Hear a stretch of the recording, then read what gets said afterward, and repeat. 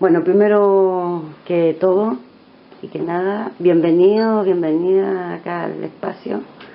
Queremos agradecer de verdad que se den el tiempo de poder estar acá con nosotros y que nos puedan contar la situación que están viviendo hoy día ustedes allá en el territorio hermano del Pueblo Mapu.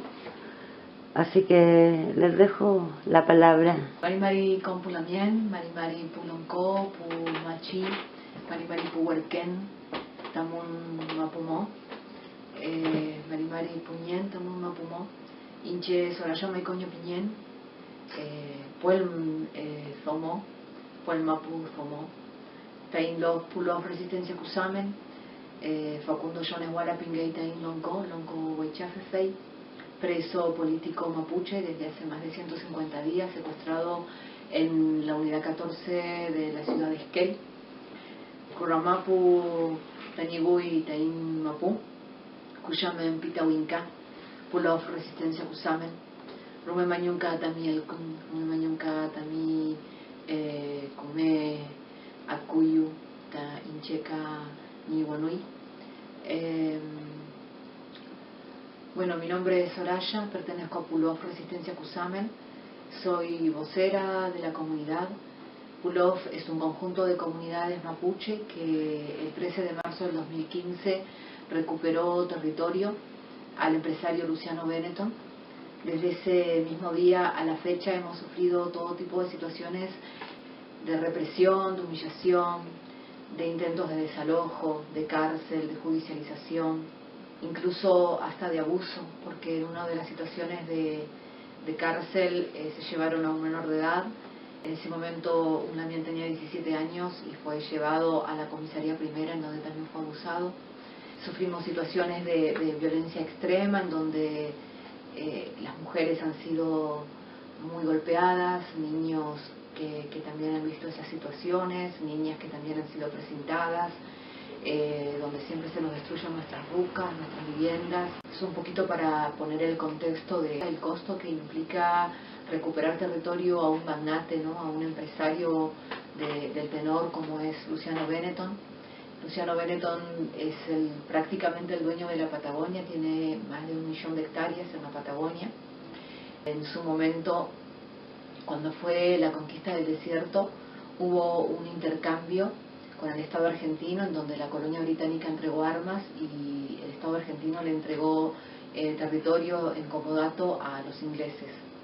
Cuando terminó ese comodato, en el año 92, Benetton compró esa tierra que era de los ingleses, o que la usaban los ingleses. A su vez, en el año 1900, quizás un poquito más adelante, el Estado argentino también entregó una gran cantidad de tierra al lonco Ñancuche Nahuelquir, y allí se creó la colonia aborigen Pastoril Cusamen. Lo que hizo Benetton fue que, además de quedarse con territorio que igual siempre fue mapuche, también empezó a correr el alambre y empezar a apropiarse de ese territorio de la colonia aborigen Pastoril Cusamen. Por eso, antes del 13 de marzo, hubieron diferentes traum, diferentes reuniones mapuche, en donde integrantes de diferentes comunidades pertenecientes a esta colonia decidieron recuperar una porción de esa tierra que fue arrebatada por Benetton, ya que él iba quedándose con las mejores pasturas y el agua. Y lo que estaban viendo, observando cada vez más, es que los animales iban a morir al alambre, porque no podían avanzar a donde ya estaba el registro de la memoria de los animales, de donde siempre acostumbraban a pastar. Entonces es por eso que se tomó esa decisión y bueno, desde ese momento tuvimos lo que contaba, ¿no? Situaciones de extrema represión y de hostigamiento.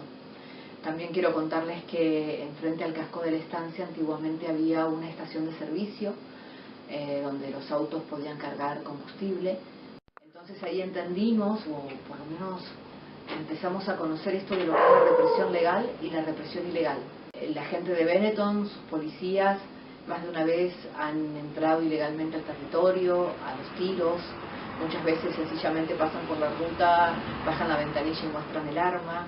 muchas otras también pasan disparando.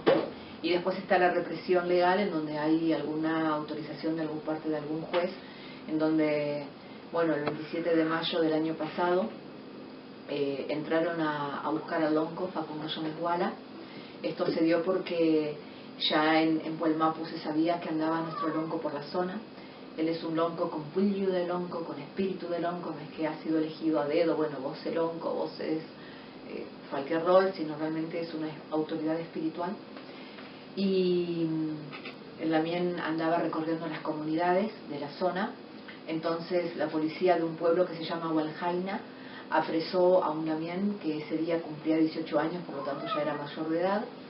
Lo torturaron y le hicieron firmar bajo tortura, le hicieron declarar que él sabía dónde estaba el lonco Facundo Yonesguala. A partir de ahí escribieron aviso aquí al país de Chile, y a partir de ahí salió el pedido de captura a través de Interpol.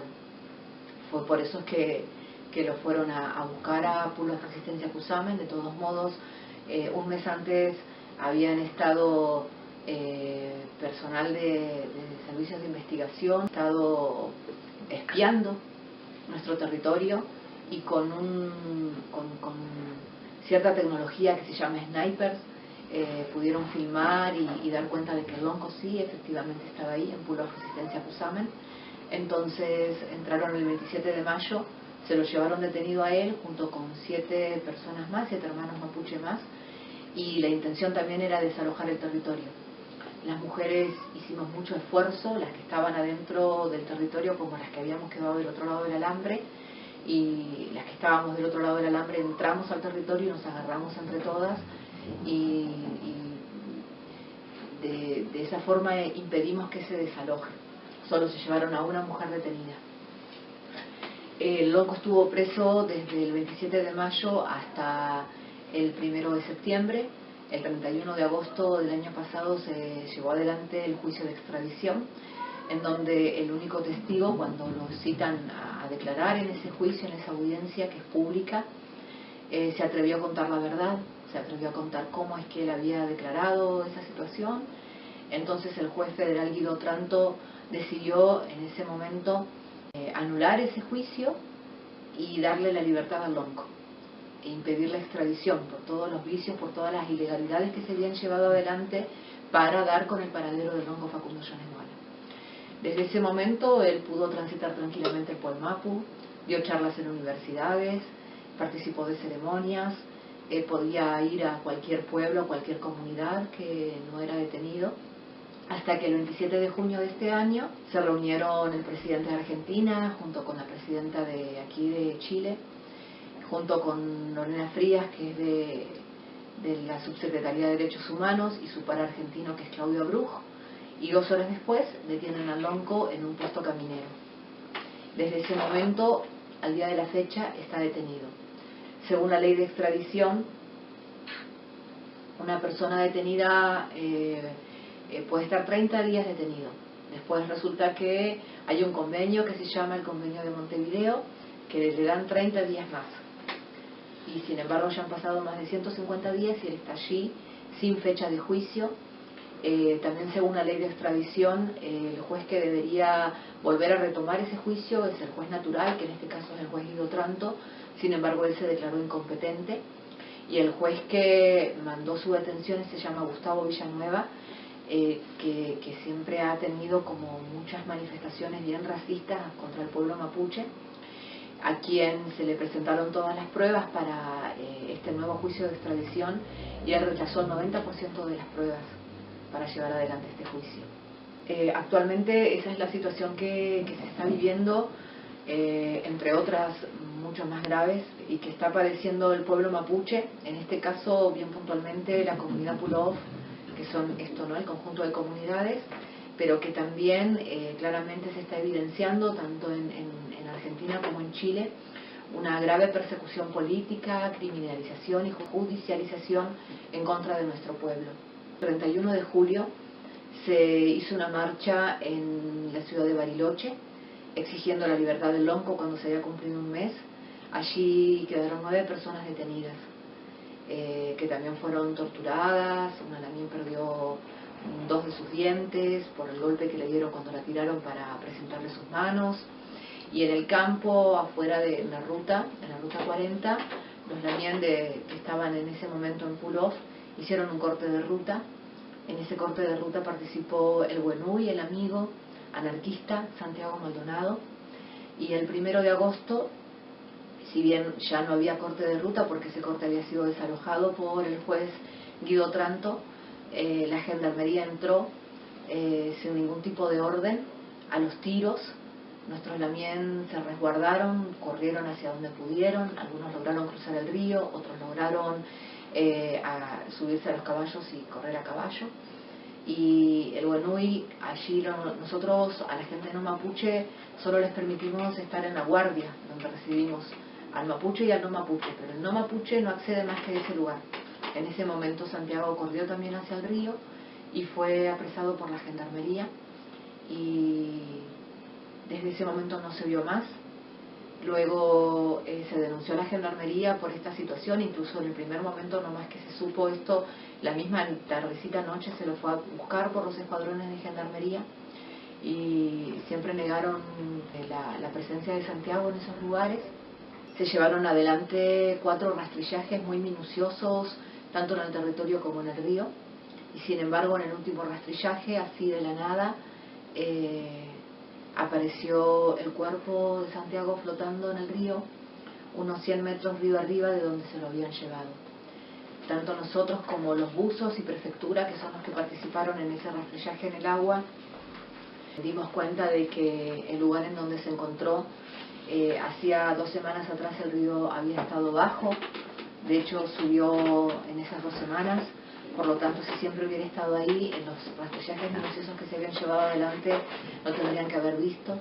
Sencillamente eso, ¿no? En esos rastrillajes tan minuciosos, de hecho en el último habían entrado más de 300 efectivos, una gran cantidad de buzos que abarcaban de orilla a orilla. Drones, helicópteros, policía montada, prefectura, una fuerza especial que los habían preparado para tener una especie de combate con terroristas, cuando se encontraron con gente que sencillamente estaban unos sembrando, otros construyendo vivienda, jóvenes que finalmente igual tuvieron presentados más de 12 horas. Detuvieron a una Lamien que en el anterior rastrillaje el juez había dicho que ella lo había increpado, por lo tanto se la llevaron detenida solo por eso a la comisaría de la mujer en Esquel. Llegaron con helicóptero a una zona más alta donde nosotros vivimos, a la comunidad Vuelta del Río, en donde también sacaron de las camas a hermanos de la comunidad, también con la misma situación, que los tuvieron con sus manos precintadas durante muchísimas horas. No permitieron el ingreso ni de derechos humanos, no permitieron el ingreso de la familia de Santiago, no permitieron el ingreso de los medios. Hicieron un operativo que nosotros le llamamos Operativo Cerrojo, que tiene que ver con que cierran los 3 accesos posibles hacia Pulov, en donde siempre los que están allí dentro de la comunidad en ese momento quedan a merced de lo que quiera hacer la fuerza represiva que esté actuando en ese momento. En el último rastrillaje, cuando cambió el juez, algunas condiciones que tienen que ver con que sea sin presencia policial, que no hagan este operativo cerrojo, que no participen los medios, que participe la familia de Santiago, que esté presente gente de derechos humanos, que nosotros también podamos participar de ese rastrillaje, y en el marco de todas esas condiciones que fueron respetadas, de todos modos, lamentablemente apareció flotando el cuerpo de Santiago. Es un poco el resumen, ¿no?, de lo que se viene padeciendo estos últimos años, desde 2015 a la fecha, aunque de todos modos nosotros también, aún en democracia, tenemos varios hermanos mapuches desaparecidos, y son desapariciones que también tienen que ver con la tierra, tienen que ver con el conflicto territorial. Esta vez creemos que trascendió porque lamentablemente se llevaron a un blanco. Si hubiera sido mapuche yo creo que nadie se hubiera enterado, y porque la familia de Santiago contaba también con los recursos para llegar a donde haya que llegar y que se empiece a hacer justicia, a pedir justicia.